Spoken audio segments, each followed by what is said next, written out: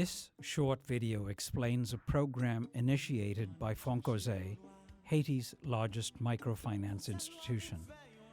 Chemin la vie mieux, CLM, or Road to a Better Life in Creole, identifies people in remote rural areas. They are classified as, quote, the poorest of the poor, since they have no income, no skills, they are usually illiterate, and the children do not attend school. fonkoze assigns a caseworker to the families and for 18 months gives them a stipend for food and tuition for the children, as well as a health ID card, which they may receive free health care. They are trained to be street vendors or to raise chickens or care for goats. At the end of the 18 months, they are in a position to apply for a microfinance loan from fonkoze. This new group of 50 women who just started a 3-day training program, they will soon begin a new life and they will be able to apply the newly acquired skills that will raise them out of the desperate poverty in which they lived. This is a scene of the area where we hiked up a mountain to find 3 families that we visited in August. They have been through the 3-day training, and we were invited to return to assess their progress between August and December. Notice there are no trees in the hills around the region, all over Haiti, but in some of the communities they engage in reforestation. This 8 by 12 house replaces the shack in which this family lived. fonkoze provides them with the material for the roof and the cement. They have to provide their own lumber for the structure. In addition, fonkoze provides equipment for an outhouse. At least 7 people will live in this little house. Doesn't this look like a convenient shower? This is Anne, when we met her in August. She was despondent and uncommunicative. Apparently, she had not eaten for 2 days, although she fed the children. The children were with her then because they did not go to school. This is Anne in December. She smiled, greeted me, and proudly explained all her activity. She has chickens and is waiting for 3 more eggs so that she could go to the market to sell them. She also has a goat that she hopes to fatten and sell.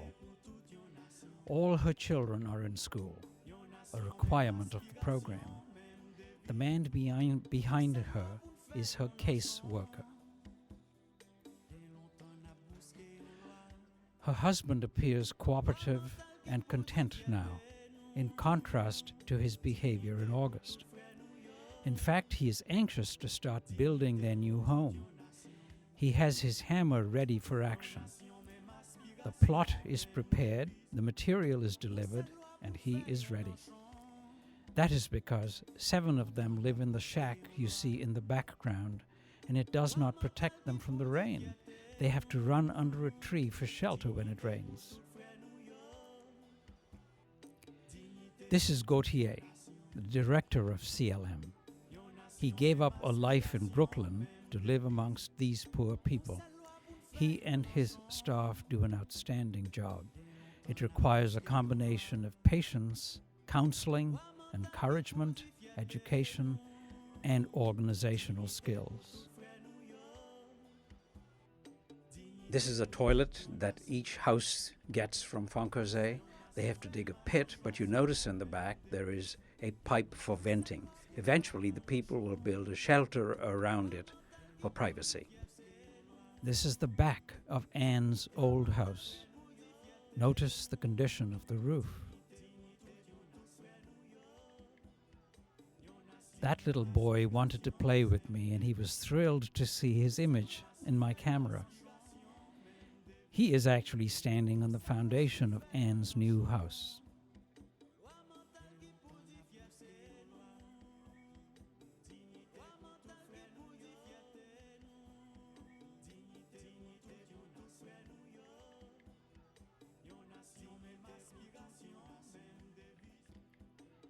We had to ride in this homemade boat to visit 3 families on the other side of the river.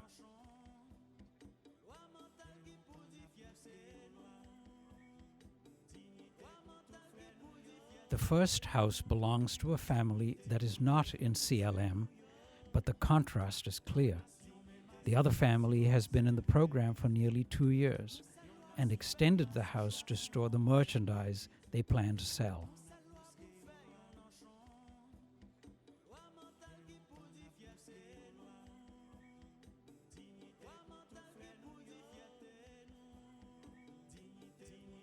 Here comes our ride in the boat. We will cross the river and return to Port-au-Prince.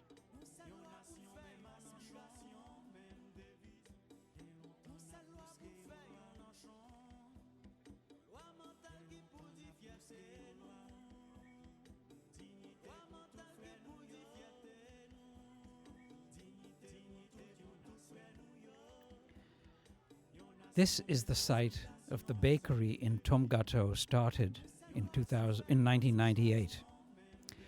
The bakery has resumed operations, although it is not yet profitable.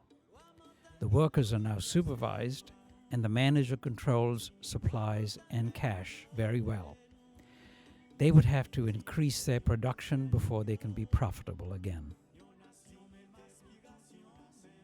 This is market day for this town. There are no stores, and people walk hours to buy essentials and then return through their hilly trails.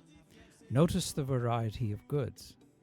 You will see bread from the bakery on sale, but also fish, and I'm sure you will not miss the meat vendors. They sell the entire animal, head, feet, entrails, and all.